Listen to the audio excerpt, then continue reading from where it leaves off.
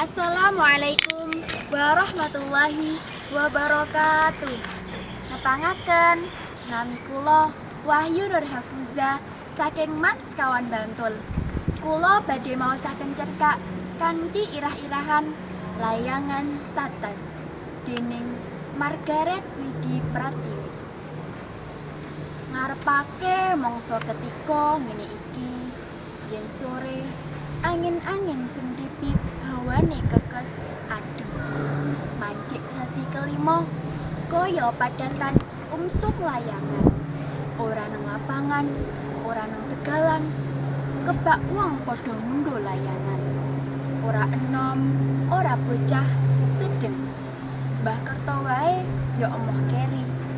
Uga ora mung bocah lanang. Sri anak elek jan wae ya melu peplayon ngundho layangan tatas. Kamangka Sri kuwi wis kliwat prawan. Dadi yen layu ya kaya atlet kae, dadi sawangan, dadi enjepan sing padha seri. Sri mono bocah etelan, ora pedulen, ora gagas kok jae liyan. Arep serik, arep seneng, mutuhe ora ngrugikake liyan. Kowe cah wedok nduk, ora wangun. Ngono panyenduwe lek jan wadon. Coba to, ngono kuwi rak ya ora umum to.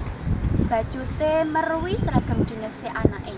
Kathok cekak, kaos buntung, nyandang layangan nang gegere, nyangking tempolong ukelan bunga.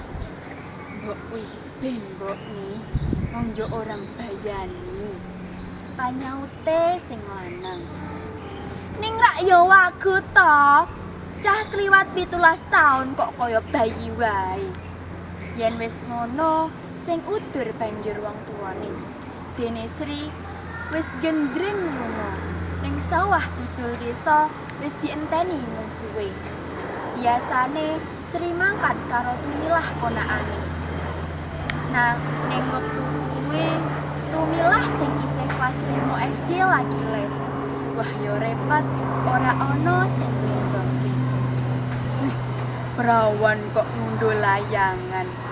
Oloke bocah lanang tanggung kang lungguh dhuwur Jon Astria. Mengko nek suwek lho. Bajute dipito ngono kuwi Sri mung mlerok. Mamerake mripate loro kang ireng blalak. Ora keri lambene mencep. Sing dienjepi ya seneng wae. Wong katon tambah manise, sapa sing ora seneng? Aku dadi benange gelem lho. Cricis. Galake Sri metu. Muni ngono karo mendeli. Sing digalaki mung guyu nyekakak banjur ngeblabeske motore.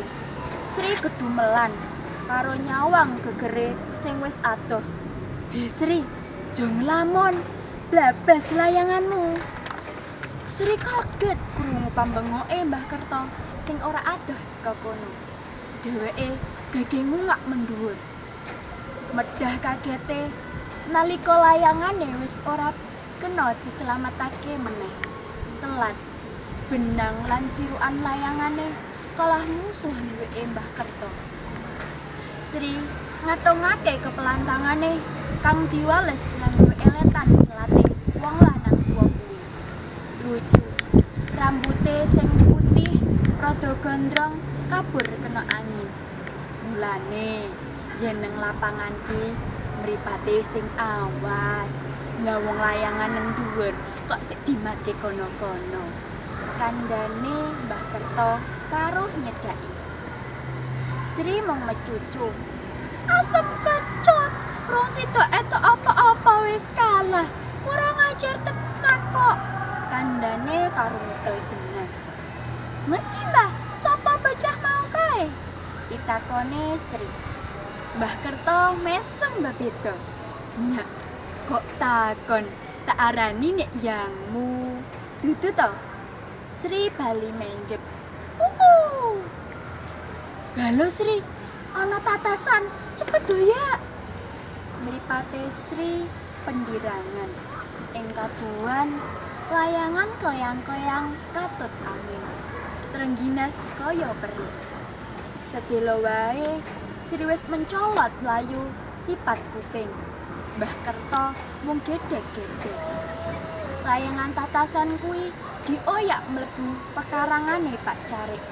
Bocah-bocah cilik sing padha ngoyak wegah mlebu pekarangane Pak Carik kang akeh kirike gedhe-gedhe. Nanging dudu Sri yen wedi karo kirik. Tenang wae dheweke mlebu. Emane layangan tiba neng uwit. Tumangsang pangwit jambu kluthuk. Piye Sri lingak-linguk. Sepi ben TKT wong mung arep jipuk layangan wae kok ora arep nyolong. Sri sedo nekat. Clingkrik, clingkrik. Sedelo wae wis metangkring nang pangwit jambu kang lagi dadi uwahe kuwi. Layangan wis kasil diragih. Rasane wah. Sri kober methik jambu ijo sembrat kuning mencotake kuwi. Alon-alon dheweke medun. Nanging lek bret. Apa iki? Kathoke kecangkol pang. Sri bingungi. Kudu kepiye? Genah kathoke mangap je. Arep njaluk tulung sapa? Keringet anyep wiwit nelesi tangane. Mbok menawa yen ngarepe ana pengilon ngono, dheweke wis meruhi rai kang pucet ora karuan. Dilalah yen arep apes, kirike Pak Carik nyender-nyender. Mesti wae narik kawigatene sing duwe. Ngopo kuwi? Petangkringan nang kono. Tenan to, Sri ketap-ketip. Kudu kepiye? Nek arep ngopek ginembung, gila, ngisor akeh. Sri saya klebus, ora peduli maneh marang jambu lan layangan. Sing kepikir mung piye carane bisa selamat. Bisa owal saka papan kono tanpa kisinan. Nanging dina kuwi pancen dina apes tenan tumrap Sri. Wisin matikel-tikel nalika ngerti sapa sing olok nang ngisor kuwi. Kandhani rangguku, suwek tenan to. Sri wis arep nangis. Rasa nikmat nemokake papasan layangan babar pisan ora bisa kerasake kaya biasa. Bocah lanang kuwi sing mau alok-alok guyu kesenengan meroi dheweke petangkingan ning wit jambu kanthi katok suwet. Gombal, crikis, mesti kowe sing gawe kabeh iki. Kandhane Sri ngawur, kanjurung rasa isin lan bingung. Jalari bocah lanang kuwi saya nyekakak. Lucu, suwek-suwek dhewe kok ngarani wong liya. Bocah kuwi isih guyu karo nyawang Sri sing metangkring. Njaluk tulung ora we. Sri umat-umet mangkel. Mongsok kaya ngono kok isih dadak ditakoni. Sri mangkel banget tenan. Wegah jane. Nanging yen ora ditulungi banjur kepriye? Nyo dienggo.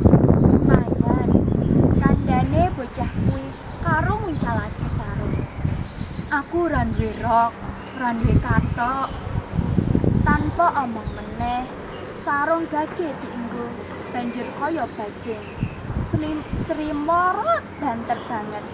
Ora melu sing duwe sarung. Kagawa rasa wirang, dheweke arep mbladat mlayu oncat saka papan kono. Nanging tangane gage dicandak. Ayo, tak terke mulih, ndak ras bali sarungku. Sri macucu. Sarungmu mambu. Kandhane. Lah piye? Sida apa ora? Sri nginteng tangane bocah lanang kang bengok kelaran. Bubar kedadian kuwi, Sri dadi kapok ngondo layangan. Sebab ponakane Pak Carik sing lagi teka saka Lampung kuwi luwih seneng ngajak Sri menyang penghulu. Kapethik saking antologi cekak-cerkak lagon lelakon tahun 2020. Wassalamualaikum warahmatullahi wabarakatuh.